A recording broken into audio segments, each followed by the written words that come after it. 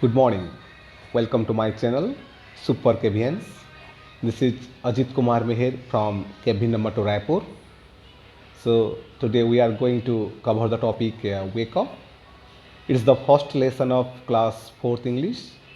So let's read and recite the poem. Wake up. Wake up, wake up, it's a lovely day. Oh, please get up and come and play.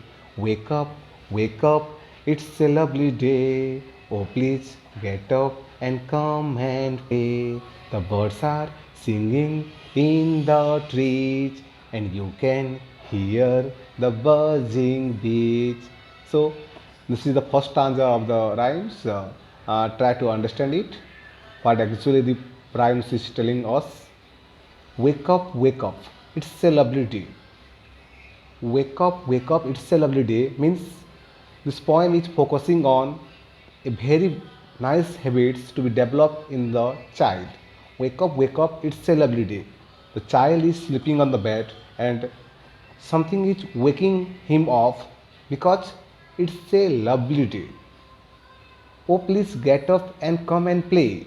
Oh, please get up and come and play. Someone is telling the child, oh, please get up from the bed. Oh, please get up from the bed and come and play with me.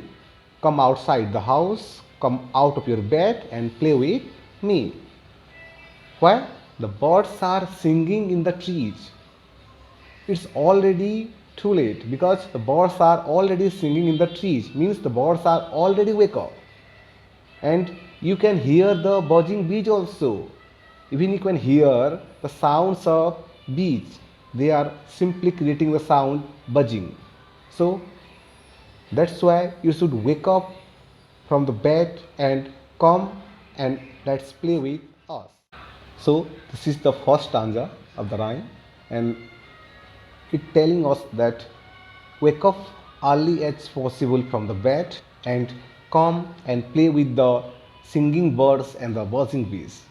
So now we'll move to the our second stanza, and this second stanza it's all about the same repeating words.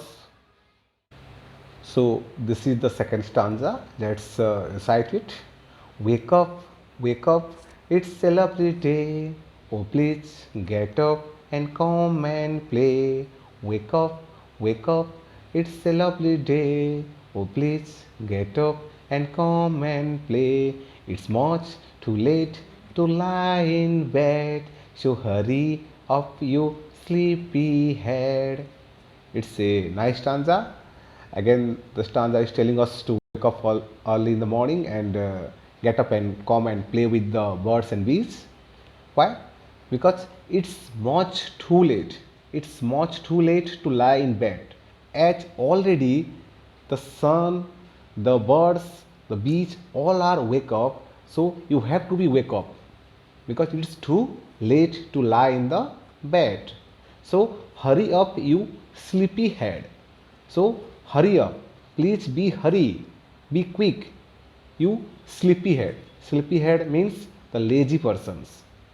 As in the morning, generally the child feels very sleepy and telling the child to please wake up and play with the natures. So this is all about the second stanza. Now we will move to the next stanza. This is the last stanza of this rhyme. Let's recite it. Wasn't dressing, come on out. Wasn't dressing, come on out.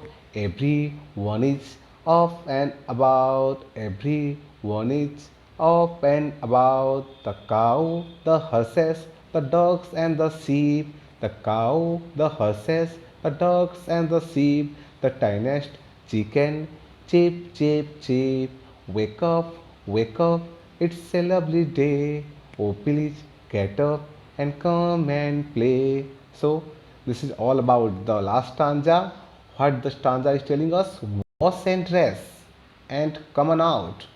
Wash and dress and come on out means First, do all the works you do in the morning, was starting from brushing to bathing, and dress properly, then come outside the house. Everyone is up and about. Already everyone is outside the house. Who are outside the house? The cow, the horses, the dogs, and the sheep. The cow, horses, the dogs, and the sheep all are already outside the house. Even the tiniest chicken who creating the sound chip chip chip.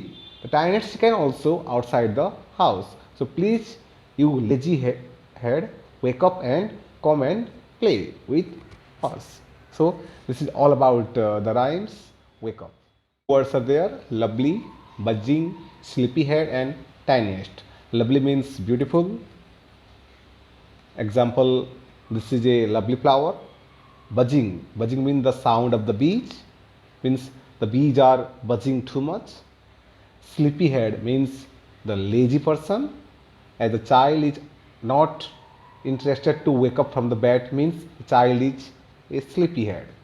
And the tiniest is the last degree form, means teeny is small, teenier is smaller than that, and tiniest is the most small things. So this is all about the difficult words of this rhymes wake up. Now we will come to the next part. It is what we did learn from this poem wake up. Now we will discuss about the poem wake up, that what we did learn from this poem wake up. We did learn a lot. We did learn a very famous English proverb: early to bed and early to rise makes a man healthy, wealthy, and wise. Means if a child go to the bed as early as possible and wake up from the bed as early as possible, means if a child wake up from the bed before the sunrise and went to the bed before 9 or in between 9 to 10, he will remain healthy, wealthy, and wise throughout his life. So it's a very meaningful poem, wake up. So I request all the students to please get up early in the morning. Thank you. Now we will come to the next part, question answer part. Now we will discuss about the question answer part. The first questions: what do you think birds say to each other in the morning?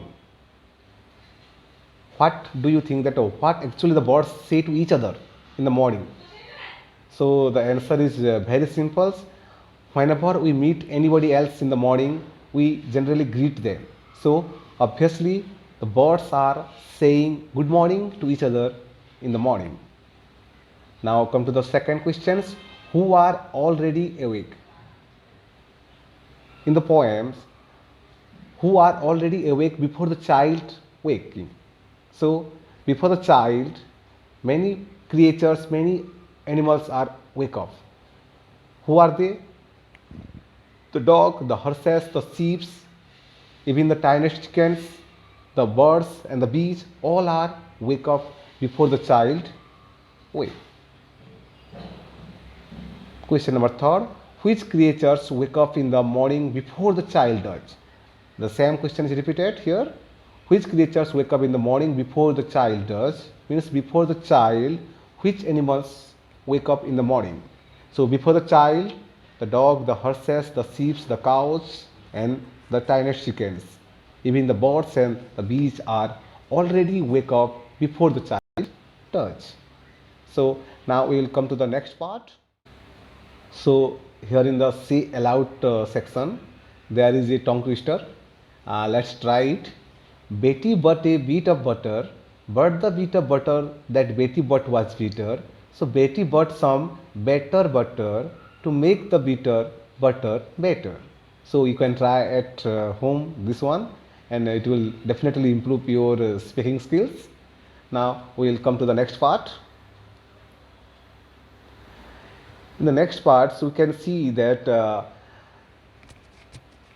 writing part, connect the pair of sentences. So in the writing section, here it is instructed to connect the pair of sentences using and or but. we have to join both the sentence. It is time to get up for school. I want to sleep for some more time. It is time to get up for school, but I want to sleep for some more times. Definitely we will use here but. Sheila got some chocolates for her birthday. She got some new clothes too. Sheila, on her birthday, she got some chocolates and she got some new clothes also. So definitely you will use here and. How you will write here? Sheila got some chocolates and new clothes for her birthday. Now come to the next questions.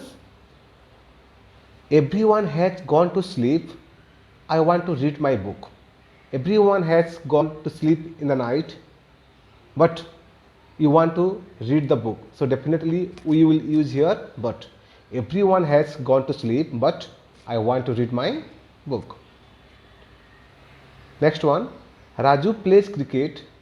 He also plays hockey. Means Raju plays cricket and hockey. Okay, already the answer is here. Raju plays cricket and hockey. Now the next questions, it's a very important question. It's all about the degree. So degree is means if we are comparing two things, it will be definitely we will use here IER or IER. IER in case where the word ends with Y. H, tiny, tiny, the last word, the last letter is Y. So that's why we will use here tinier, tiniest. Big, bigger, biggest. Sleepy, sleepier, sleepiest. Sleepiest, it will replace the Y. How? SLEEPIEST. Lovely, lovelier, loveliest. Late, later, latest. Round, rounder, roundest. Small, smaller, smallest. And finally, good, better. It's a different one. Good, better. BETTER, better and best. So this is all about the poems Wake Ups. We'll meet you soon in the next chapter.